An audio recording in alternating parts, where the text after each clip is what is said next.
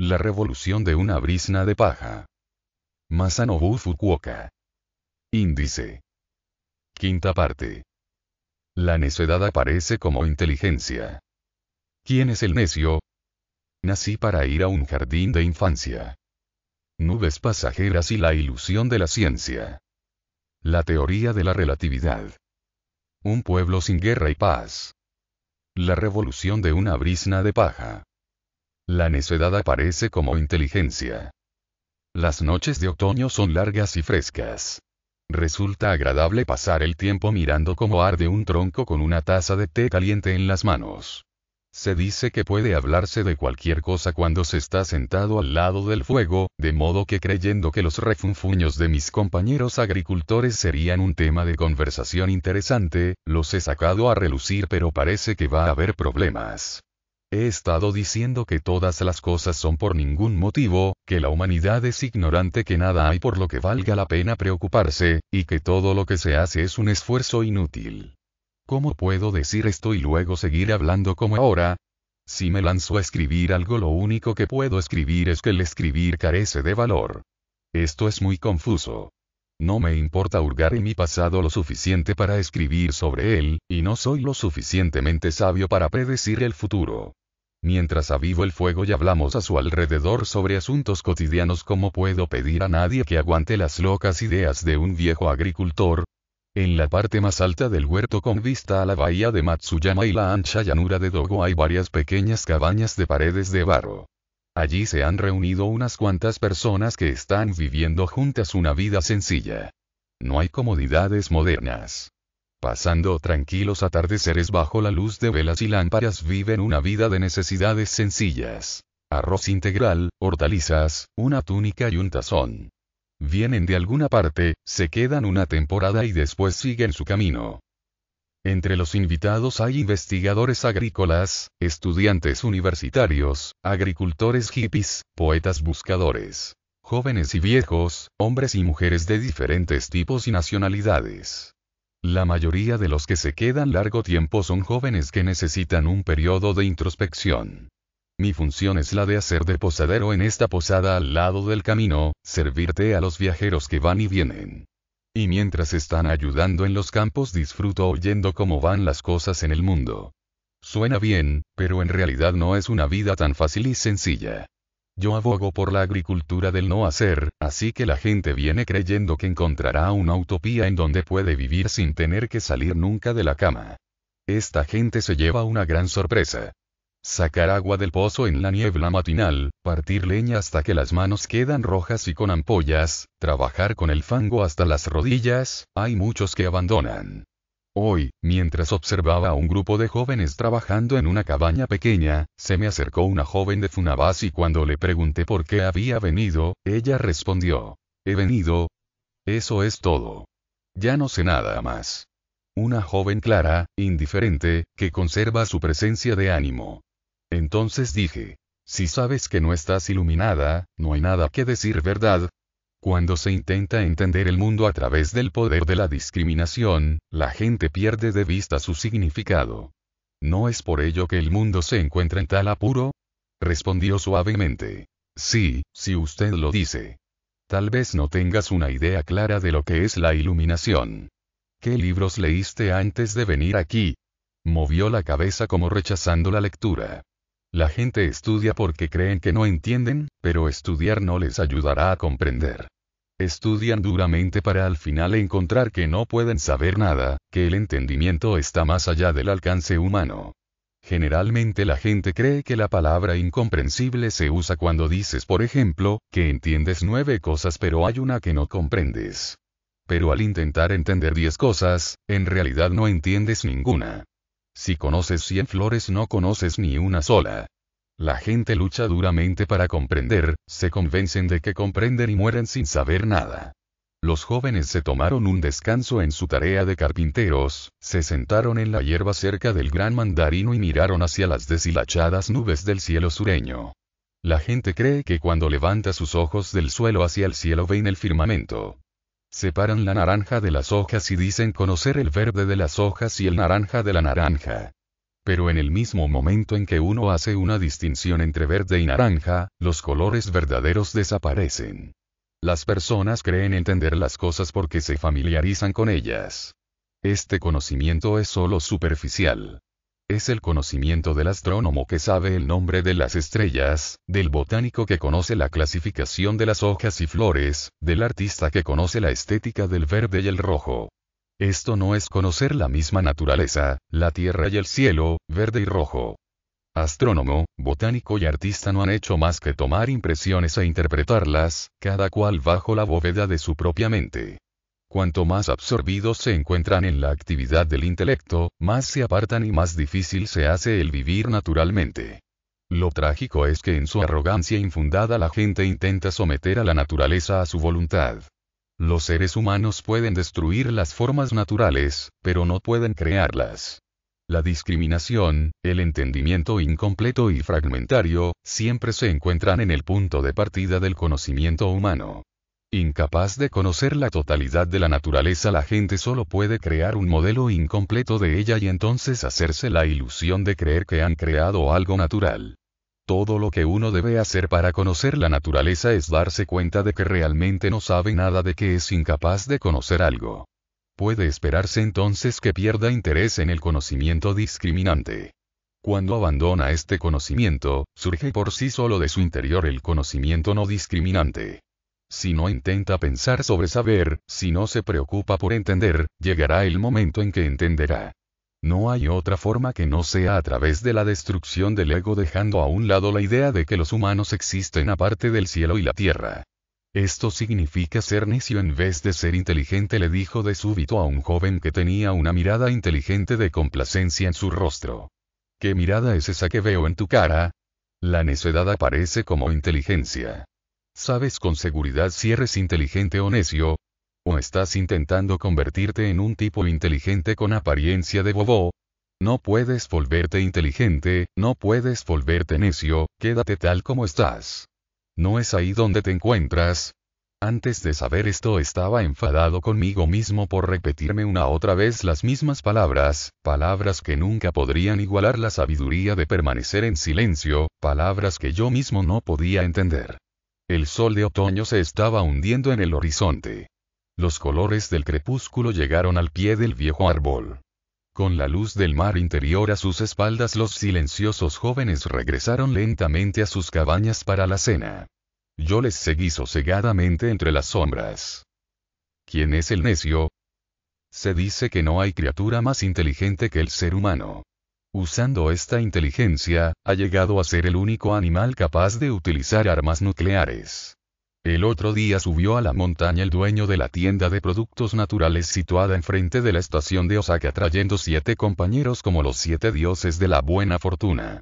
Al atardecer, mientras celebrábamos con un improvisado potaje a base de arroz integral, uno de ellos dijo lo siguiente: entre los niños siempre hay uno al que no le preocupa nada, que sonríe feliz mientras mira, hay otro a quien siempre le toca el papel de caballo cuando juegan al caballo y al jinete, y siempre hay un tercero que quita con inteligentes engaños la merienda a los otros.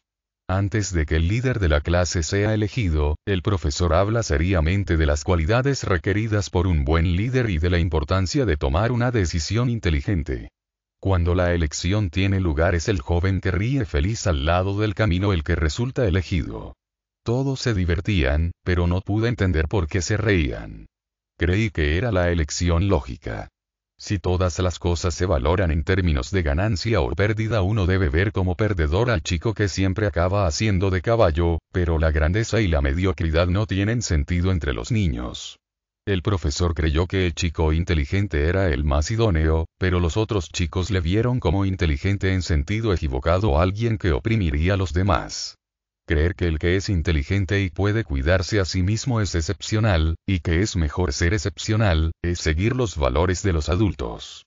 El que se preocupa solo de sus asuntos, come y duerme bien, el que no tiene nada sobre qué inquietarse, me parece a mí que vive de la forma más satisfactoria. Nadie hay más grande que el que no intenta conseguir nada. En la fábula de Esopo, cuando las ranas le piden un rey a su dios, éste les presenta un tronco. Las ranas se ríen del mudo tronco y cuando piden un rey más digno al dios, éste les envía una grulla. Tal como cuenta la fábula, la grulla mató a las ranas a picotazos. Si el que está delante es superior, los que siguen detrás deben luchar y esforzarse. Si delante ponemos un chico normal, los que siguen no tendrán que esforzarse. La gente cree que alguien que es fuerte e inteligente es extraordinario, así que eligen a un primer ministro que estira del país como si fuese una locomotora diésel. ¿Qué tipo de persona debería elegirse como primer ministro? Un tronco mudo, dije. No hay nadie mejor que un Darumasan. El Darumasan es un popular juguete infantil japonés. Es un gran balón con un contrapeso en la parte inferior, con la forma de un monje sentado en meditación, añadí. Es una persona tan relajada que puede sentarse en meditación durante años sin pronunciar una sola palabra. Si le das un empujón se tambalea, pero con la persistencia de la no resistencia siempre vuelve a quedar sentado. El Darumasan no está sentado ociosamente, manteniendo sus brazos y piernas cruzados, mira ceñudo y en silencio a los que son incapaces de ello. Si no se hiciese nada en absoluto, el mundo dejaría de girar. ¿Qué sería del mundo sin desarrollo? ¿Por qué tienes que desarrollar? Si el crecimiento económico aumenta del 5% al 10%, se duplicará la felicidad. ¿Qué hay de malo en una tasa de crecimiento del 0%? ¿No es esto último un tipo de economía estable? ¿Puede haber nada mejor que vivir con sencillez y tranquilidad? La gente descubre algo, aprende cómo funciona y se pone a usar la naturaleza, creyendo que esto será para el bien de la humanidad. El resultado de todo esto hasta ahora es que el planeta está contaminado, la gente confundida, y que hemos propiciado el caos de los tiempos modernos. En esta finca practicamos la agricultura del no hacer y comemos cereales, hortalizas y frutas deliciosas y completas. Hay sentido y satisfacción en vivir cerca de la fuente de las cosas. La vida es música y poesía. El agricultor se convirtió en una persona muy ocupada cuando la gente empezó a investigar el mundo y decidió que sería bueno hacer esto o aquello. Toda mi investigación ha estado orientada en la dirección del no hacer esto o aquello.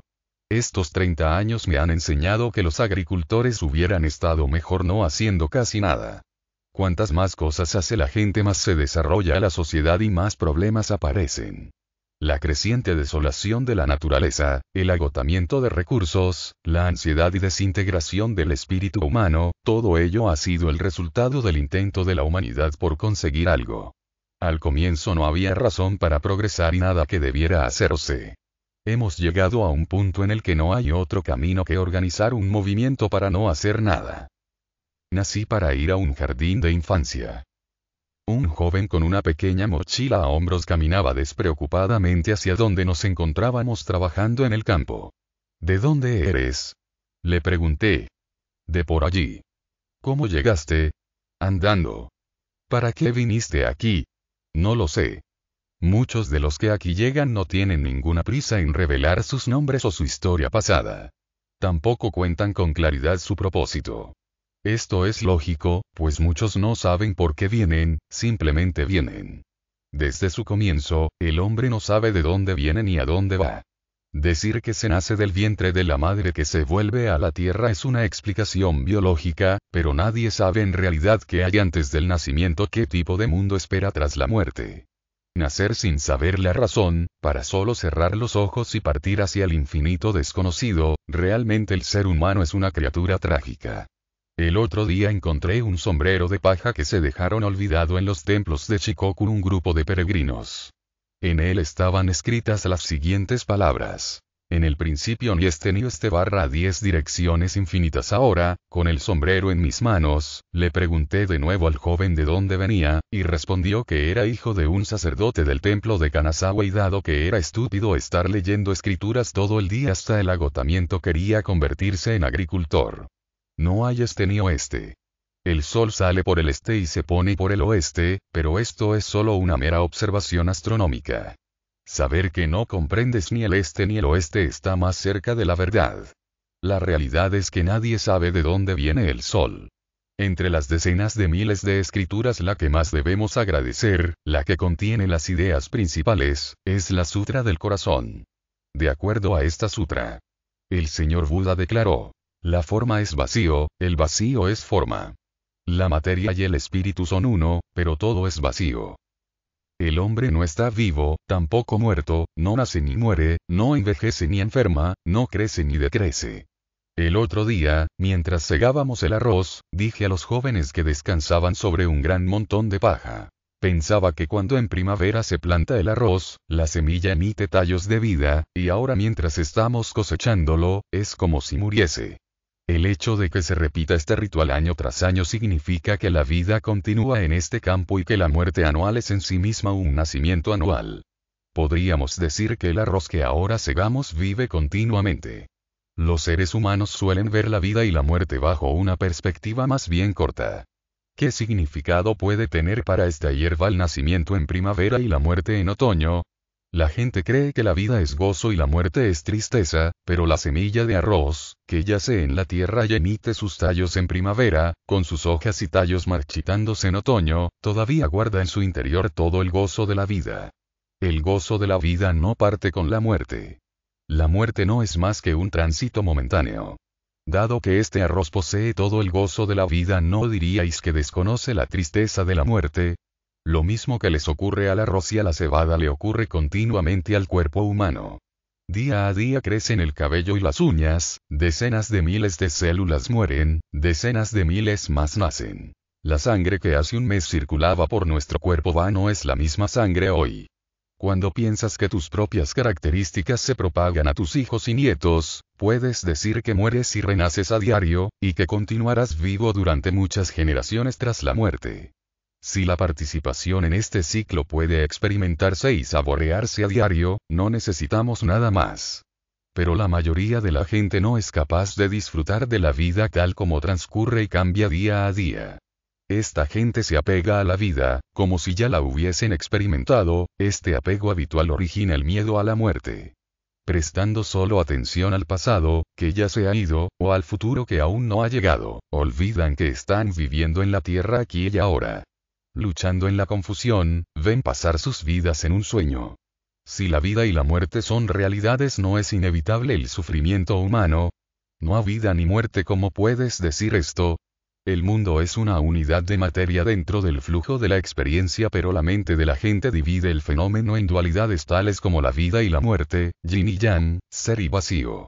La mente acaba por creer la validez absoluta de lo que perciben los sentidos y entonces por primera vez la materia se convierte en objetos tal como los seres humanos normalmente los perciben.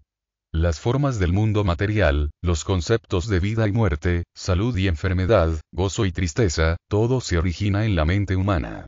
En el Sutra, cuando Buda dice que todo es vacío, no solo niega la realidad intrínseca, todo lo que es construido por el intelecto humano, sino que también está aclarando que las emociones humanas son ilusiones. ¿Quieres decir que todo es ilusión? No queda nada. No queda nada. El concepto de vacío aún parece permanecer en tu mente. Le dije al joven. Si no sabes de dónde vienes o a dónde vas, ¿cómo puedes estar seguro de que estás aquí, enfrente mío? ¿Carece de sentido la existencia? La otra mañana vi a una chica de 4 años preguntarle a su madre, ¿por qué vine al mundo? ¿Para ir al jardín de infancia? Naturalmente, su madre no pudo decir con honestidad. Sí, es cierto, así que ve. Y sin embargo, podría decirse hoy en día que la gente realmente nace para ir al jardín de infancia. A lo largo de su escolaridad, la gente estudia diligentemente para aprender por qué nacieron. Estudiantes y filósofos, incluso a costa de arruinar sus vidas en el intento, dicen que se sentirían satisfechos si solo entendiesen esto. En el origen, los seres humanos no tenían ningún propósito. Ahora, soñando en uno y otro propósito, luchan esforzadamente tratando de encontrar el significado de la vida. Es un combate con un solo luchador. No hay ningún propósito en el que se deba pensar o que deba ir a buscarse.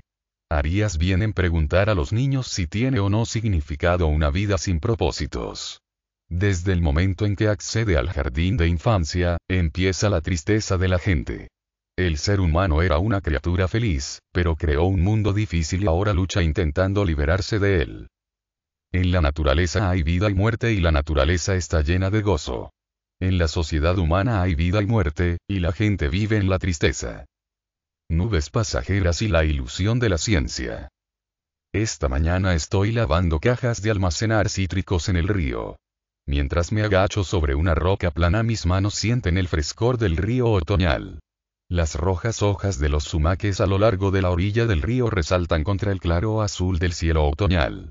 Estoy sin aliento, maravillado ante el inesperado esplendor de las ramas en contraste con el cielo. En esta escena casual se encuentra presente todo el mundo de la experiencia. El agua corriente, el fluir del tiempo, las orillas derecha e izquierda, el resplandor del sol y las sombras, las hojas rojas y el cielo azul. Todo aparece en el sagrado silencioso libro de la naturaleza. El hombre es una delicada caña pensante. Tan pronto como se pregunta qué es la naturaleza, entonces debe preguntarse qué es este qué y qué es este ser humano que se pregunta qué es este qué. Se encamina, por decirlo así, a un mundo de cuestiones sin fin. Para obtener un conocimiento claro de qué es esto que le llena de cuestiones, de lo que le asombra, tiene dos caminos posibles. El primero es mirar profundamente hacia dentro de sí mismo, al que le plantea la pregunta: ¿qué es la naturaleza? El segundo consiste en examinar la naturaleza como separada del hombre. El primer camino conduce al reino de la filosofía y la religión. Observando negligentemente, no es extraño ver fluir el agua de arriba abajo, pero no existe incoherencia alguna en ver al agua fija y el puente deslizándose sobre ella. Si por otro lado, seguimos el segundo camino, la escena se divide en una gran variedad de fenómenos naturales. El agua, la velocidad de la corriente, las olas, el viento y las blancas nubes, que por separado se convierten en objetos de investigación, conduciendo a más preguntas que se escapan sin cesar en todas direcciones. Este es el camino de la ciencia.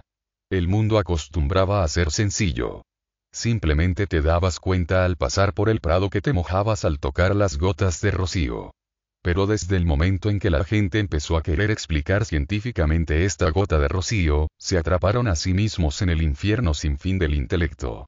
Las moléculas de agua están hechas de átomos de oxígeno y de hidrógeno.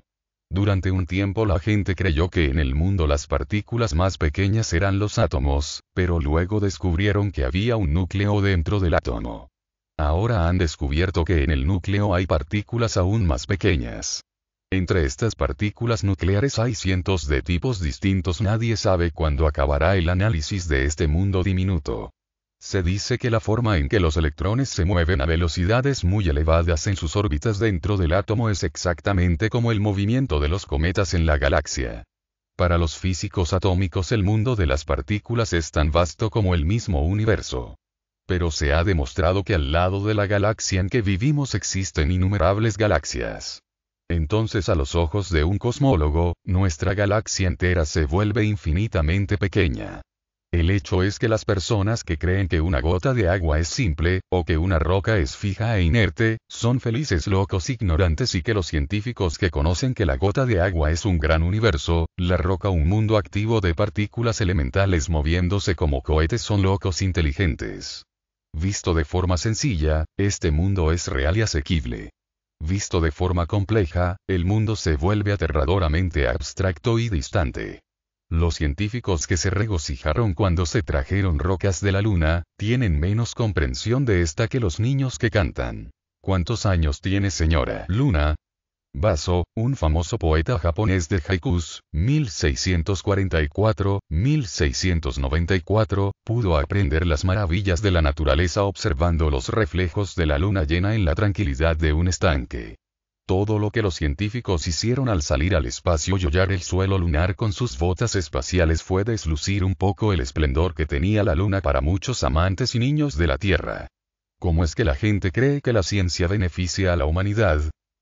Al principio el grano era molido en esta aldea con un molino de piedra que era girado lentamente a mano. Luego se construyó, para utilizar la potencia de la corriente del río, un molino de agua de una fuerza incomparablemente superior al antiguo molino de piedra. Hace pocos años se construyó una presa para producir electricidad y un molino alimentado por corriente eléctrica. ¿Cómo crees que esta maquinaria mejorada trabaja en beneficio de los seres humanos? Para moler arroz hasta conseguir harina, en primer lugar se pule el grano, es decir, se convierte en arroz blanco. Ello supone descascarillar el grano separando el germen y el salvado, base de una buena salud, conservando los restos. En japonés el carácter para escribir sobras de comida, pronunciado kasu, se compone de dos radicales que significan blanco y arroz.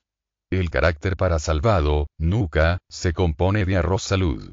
Y así, el resultado de esta tecnología es la división del grano completo en subproductos incompletos.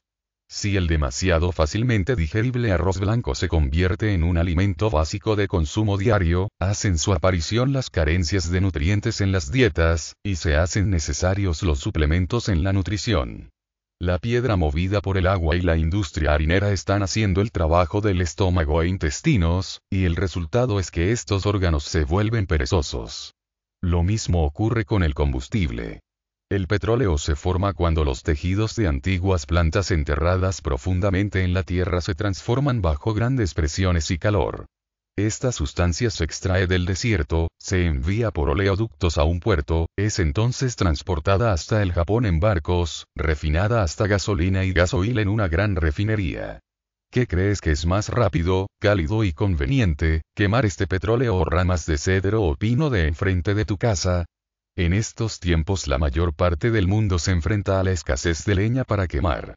Implícito en el argumento del señor Fukuoka se encuentra la necesidad de plantar árboles. Más ampliamente, el señor Fukuoka sugiere respuestas modestas y directas a las necesidades de la vida diaria. El combustible es la misma materia vegetal, solamente que el gasoil y la gasolina siguieron un camino más largo hasta llegar aquí. Ahora dicen que los combustibles fósiles no son suficientes, que necesitamos desarrollar la energía atómica. Buscar el escaso mineral de uranio, concentrarlo en combustible radioactivo y quemarlo en un enorme horno nuclear no es tan fácil como quemar hojas secas con una cerilla. Por otra parte, el fuego en una chimenea solo deja cenizas, pero tras el fuego nuclear los residuos radioactivos siguen siendo peligrosos durante muchos miles de años. El mismo principio rige en agricultura. Haz crecer una planta tierna y gruesa de arroz en un campo inundado y conseguirás una planta que es fácilmente atacada por insectos y enfermedades. Cuando se utilizan variedades de semillas mejoradas es necesario apoyarse en la ayuda de insecticidas y abonos químicos. Por el contrario, si haces crecer una planta pequeña y vigorosa en un entorno favorable, son innecesarios estos productos químicos.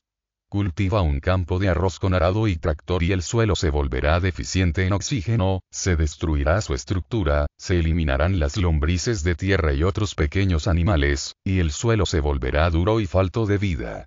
Una vez ocurrido esto, entonces sí que es necesario voltear la tierra cada año en que la tierra se cultiva a sí misma de forma natural, entonces no se necesita ni arado ni cultivador. Tras haber quemado hasta su eliminación la materia orgánica y los microorganismos del suelo viviente, se vuelve necesario el uso de abonos de acción rápida.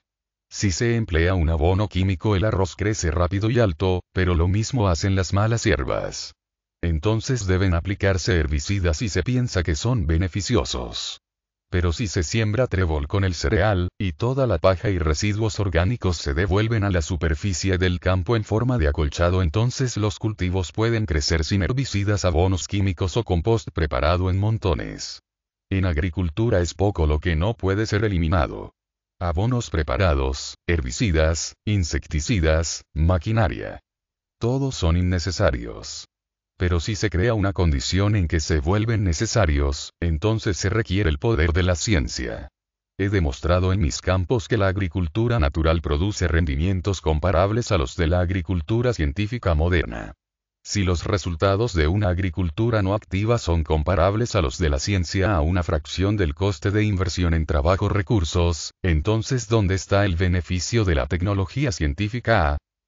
La teoría de la relatividad.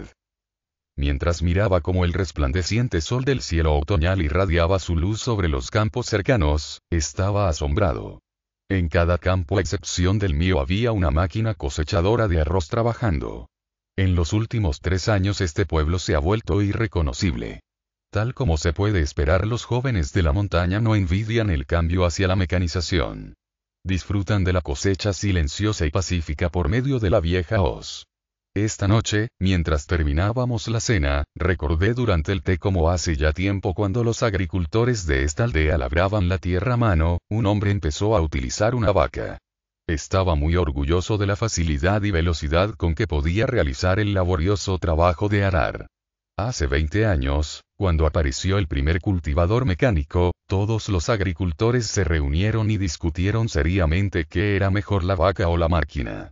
En 2 o 3 años quedó claro que arar con la máquina era más rápido y sin tener en cuenta otras consideraciones que tiempo y comodidad, los agricultores abandonaron sus animales de tracción. El motivo era simplemente acabar el trabajo antes que el vecino. El agricultor no se da cuenta de que únicamente se ha convertido en un factor en la ecuación de aumentar rapidez y eficiencia en la agricultura moderna. Deja que el vendedor de maquinaria agrícola haga todos los cálculos por él. Antes la gente miraba el estrellado cielo nocturno y se sentía aterrada ante la grandiosidad del universo. Ahora las cuestiones de tiempo y de espacio se han dejado enteramente a la consideración de los científicos. Se dice que se dio el premio Nobel de Física a Einstein en deferencia a la incomprensibilidad de su teoría de la relatividad. Si su teoría hubiese explicado claramente el fenómeno de la relatividad en el mundo y así liberado a la humanidad de sus confines de tiempo y espacio, dando como resultado un mundo más agradable y pacífico, hubiese sido algo digno de alabanza. Su explicación es sin embargo desorientadora. Esto hizo que la gente creyese que el mundo es algo cuya complejidad está más allá de cualquier entendimiento. Una mención por alterar la paz del espíritu humano debería haber sido su premio. En la naturaleza no existe el mundo de la relatividad. La idea de fenómenos relativos es una estructura dada a la experiencia por el intelecto humano. Otros animales viven en un mundo de realidad indivisible. En la medida en que uno vive en el mundo relativo del intelecto, se pierde la noción del tiempo que está más allá del tiempo y del espacio que está más allá del espacio. Tal vez estéis preguntándoos por qué tengo la costumbre de meterme continuamente con los científicos, dije parándome a tomar un sorbo de té. Los jóvenes levantaron la mirada sonrientes con la cara resplandeciente por la vacilante luz del fuego. Es porque el papel del científico en la sociedad es análogo al de la discriminación en vuestras mentes. Un pueblo sin guerra y paz. Una serpiente sostiene una rama en la boca y se aleja deslizándose entre la hierba. Una chica grita. Un valiente muchacho se despoja de sus sentimientos de repulsión y lanza una piedra a la serpiente. Los otros se ríen. Me vuelvo hacia el muchacho que tiró la piedra. ¿Qué crees que vas a conseguir con esto? El halcón caza a la serpiente. El lobo ataca al halcón. Un hombre mata al lobo, y más tarde sucumbe a causa de un virus tuberculoso. Las bacterias se reproducen en los restos humanos y de otros animales, hierbas y árboles prosperan sobre los nutrientes que liberan la actividad de las bacterias. Los insectos atacan a los árboles, la rana come los insectos. Animales, plantas, microorganismos, todos son parte del ciclo de la vida. Manteniendo un equilibrio adecuado, estos viven una existencia regulada por la naturaleza. La gente puede elegir entre ver este mundo bajo el esquema del fuerte que se come al débil, o el de la coexistencia y beneficio mutuo. De cualquier forma, es una interpretación arbitraria la que causa el viento y las olas, la que ocasiona desorden y confusión. Los adultos creen que la rana es digna de compasión. Al sentir compasión por su muerte desprecian a la serpiente. Este sentimiento puede parecer natural, algo que es así, pero ¿es esto lo que es en realidad? Un joven dijo. Si la vida se contempla como una competición en la que el fuerte se come al débil, la faz de la tierra se convierte en un infierno con carnicerías y destrucción. Pero es inevitable que los débiles sean sacrificados para que puedan vivir los fuertes. Que el fuerte gane y sobreviva y el débil muera es una ley de la naturaleza. Tras millones de años, las criaturas que ahora viven en la Tierra han sido los vencedores en la lucha por la vida. Podría decirse que la supervivencia del más adaptado es una ley de la naturaleza. Dijo un segundo joven. De todos modos, esto es lo que les parece a los vencedores. Del modo en que yo lo veo, este es un mundo de coexistencia y beneficio mutuo. Al pie del cereal de este campo viven el trébol y otras muchas variedades de hierbas beneficiándose mutuamente. La hiedra se enrolla alrededor de los árboles. El musgo y líquenes viven sobre el tronco y las ramas de los árboles. Los helechos se extienden bajo la cobertura de los árboles del bosque. Pájaros y ranas, plantas, insectos, animales diminutos, bacterias, todas las criaturas juegan papeles esenciales y se benefician mutuamente entre ellos. Habló un tercero. La Tierra es un mundo en el que los fuertes se comen a los débiles y a la vez es un mundo de coexistencia. Las criaturas más fuertes no toman más alimentos que los que necesitan. A pesar de que atacan a otras criaturas, se mantiene el balance global de la naturaleza. La providencia de la naturaleza es una regla rígida, que mantiene el orden y la paz sobre la Tierra. 3 personas, 3 puntos de vista diferentes. Negué rotundamente los 3 puntos de vista.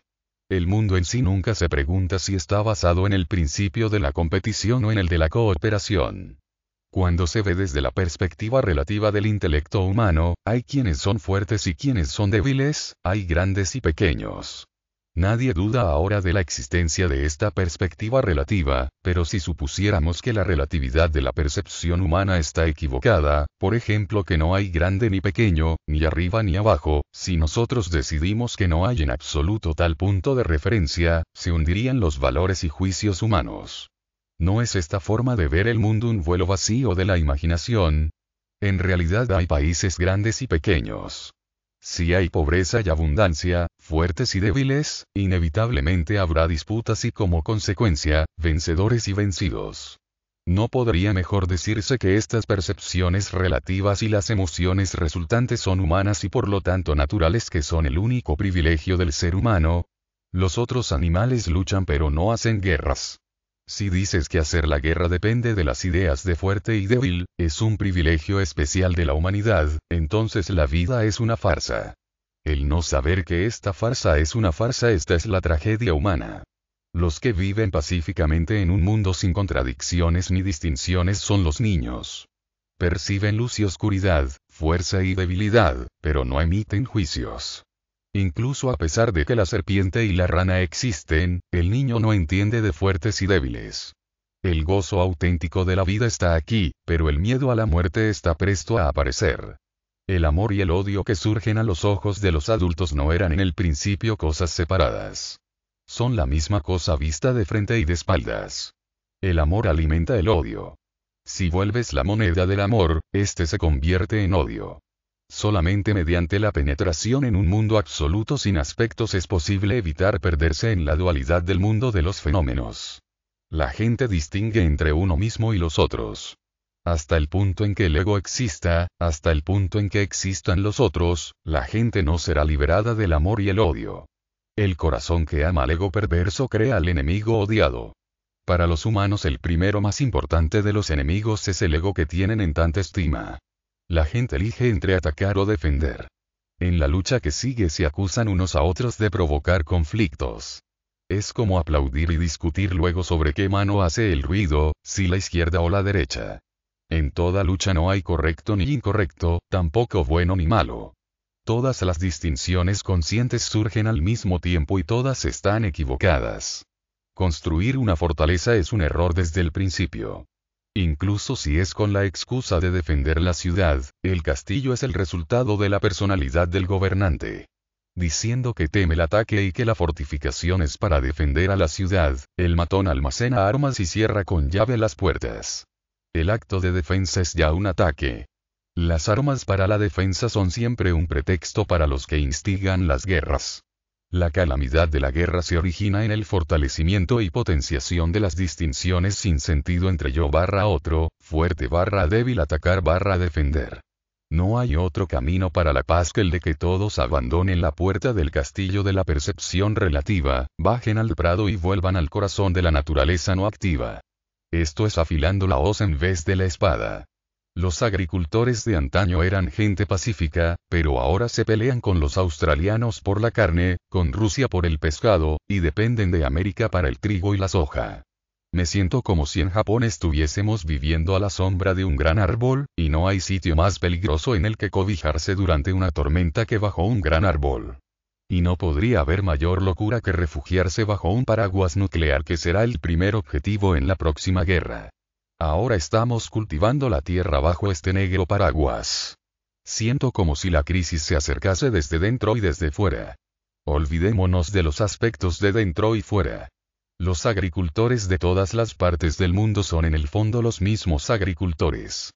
Digamos que la llave de la paz se encuentra cerca de la tierra. La revolución de una brizna de paja. Entre los jóvenes que llegan a las cabañas de estas montañas están los que, pobres de espíritu y cuerpo, han abandonado toda esperanza. Solo soy un viejo agricultor que siente no poder darles ni siquiera un par de sandalias, aunque todavía hay algo que sí puedo darles. Una brizna de paja. Recogí un manojo de paja de enfrente de una de las cabañas y dije, con solo esta paja puede empezar una revolución. Con la destrucción de la humanidad a mano puedes todavía tener esperanza adhiriéndote a una paja. Preguntó un joven, con un deje de amargura en su voz. Esta paja nos parece pequeña y ligera, y la mayoría de la gente no sabe cuánto pesa en realidad. Si la gente supiera el valor real de esta paja podría iniciarse una revolución humana con la fuerza suficiente para mover el país y el mundo. Cuando era un niño, había un hombre que vivía cerca del paso de Inuiose. Todo lo que parecía hacer era cargar carbón vegetal a lomos de su caballo, a lo largo de los casi 3 kilómetros del camino que va desde la cumbre de la montaña hasta el puerto de Gunchu. Y así se hizo rico. Si preguntáis cómo, la gente os dirá que en su camino de regreso a casa recogía la paja y el estiércol de la cuneta y los echaba a su campo. Su lema era: trata una brizna de paja como algo importante y no tomes nunca un paso en vano. Esto hizo de él un hombre rico. Incluso si quemases la paja no creo que fuese capaz de producir la chispa que iniciase la revolución. Una suave brisa sopló entre los árboles del huerto, el sol destellaba entre las hojas verdes. Empecé a hablar sobre el uso de la paja en el cultivo del arroz. Han pasado casi 40 años desde que me di cuenta de lo importante que podía ser la paja en el cultivo del arroz y la cebada. Por aquel entonces, pasando junto a un viejo campo de arroz en la prefectura de Kochi que se había dejado sin cultivar muchos años, vi saludables plantas jóvenes de arroz que crecían a través de la maraña de hierba y paja que se había acumulado sobre la superficie del campo. Tras trabajar sobre las implicaciones de este hecho durante muchos años, acabé abogando por un método completamente nuevo para el cultivo del arroz y la cebada. Creyendo que este era un tipo de agricultura natural y revolucionario, escribí sobre ello en libros y revistas y hablé de él en radio y televisión docenas de veces. Parece una cosa sencilla, pero los agricultores están tan asentados en su manera de pensar cómo debe usarse la paja que es improbable que acepten cambiar fácilmente. El esparcir paja fresca sobre un campo puede ser arriesgado a causa de que la roya del arroz y la podredumbre de la caña son enfermedades siempre presentes en la paja del arroz. En otros tiempos estas enfermedades causaron grandes daños. Esta es una de las razones principales por la que los agricultores siempre han convertido la paja en compost antes de devolverla al campo. Hace tiempo la eliminación cuidadosa de la paja se practicaba como medida contra la enfermedad de la roya y hubo tiempos en Hokkaido en que la quema de toda la paja era obligada por la ley. Los taladros del tallo también penetran en la paja para pasar el invierno. Para prevenir una plaga de estos insectos, los agricultores solían compostar cuidadosamente la paja a lo largo del invierno para asegurarse de que estaría completamente descompuesta al llegar la próxima primavera. Es por esto que los agricultores japoneses han mantenido siempre sus campos tan limpios y ordenados. El conocimiento práctico de la vida diaria mostraba que si los agricultores dejaban la paja sin recoger serían castigados por el cielo por su negligencia. Tras años de experimentación, incluso técnicos expertos han confirmado mi teoría de que esparcir paja fresca por el campo 6 meses antes de sembrar está completamente exento de todo riesgo. Esto revolucionó todas las ideas previas sobre ello. Pero pasará mucho tiempo antes de que los agricultores acepten utilizar la paja de esta manera. Los agricultores han estado trabajando durante siglos para aumentar la producción del compost. El Ministerio de Agricultura solía ofrecer incentivos económicos para favorecer la producción de compost y se organizaban concursos anuales para la exhibición de este. Los agricultores acabaron creyendo en el compost como si fuese la deidad protectora del suelo. Actualmente vuelve a haber un movimiento para fabricar más compost, mejor compost, con lombrices e iniciadores de fermentación. No hay razón para esperar una fácil aceptación de mi sugerencia de que es innecesario el compost preparado y que todo lo que hay que hacer es esparcir la paja fresca sin trocear sobre la parcela. En viaje a Tokio mirando a través de la ventana del tren Tokaido he visto la transformación del campo japonés. Mirando los campos invernales cuya apariencia ha cambiado por completo en los últimos 10 años, siento una cólera que no puedo expresar. El antiguo paisaje de cuidados campos de cebada verde, besa lechosa china y colza en flor ya no puede ser visto en ningún lugar. En vez de ello, la paja medio quemada se apila toscamente en montones y se deja empapar bajo la lluvia. La negligencia con esta paja es prueba del desorden en la agricultura moderna. La esterilidad de estos campos refleja la esterilidad del espíritu del agricultor. Es un desafío a la responsabilidad de los líderes políticos y señala claramente la ausencia de una política agrícola inteligente. El hombre que hace años habló de un misericordioso final para el cultivo de cereales de invierno, de su muerte en la cuneta, ¿qué piensa ahora cuando ve estos campos vacíos? Viendo los estériles campos del invierno japonés ya no puedo permanecer resignado un momento más. Con esta paja yo, por mis propios medios iniciaré una revolución. Los jóvenes que habían estado escuchando en silencio reían ahora con gusto. La revolución de un hombre. Coge mañana un saco de semillas de cebada, arroz y trébol y parte llevándolo sobre la espalda como Tsuinushi Nornikoto, el legendario dios japonés de la salud, que viaja repartiendo buena suerte del interior de un saco que lleva sobre su espalda, y esparce las semillas por los campos de Tokaido.